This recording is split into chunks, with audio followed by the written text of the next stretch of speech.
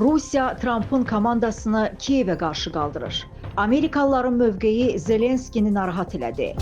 Ukrayna prezidenti Volodimir Zelenski hesab edir ki, Rusiya Amerika Birləşmiş Ştatları prezidenti Donald Trump'ın komandasındakı bəzi insanlara məlumatlar vasitəsilə təsir eləməyi bacarıb.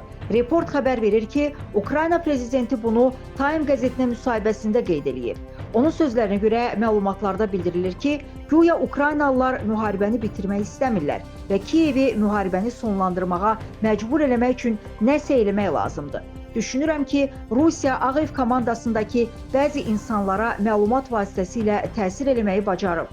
Amerikalılara verdikləri mesaj Ukraynalıların müharibəni bitirmək istəmədikləri və s. ilə bağlıdır, deyə Zelenski bildirir.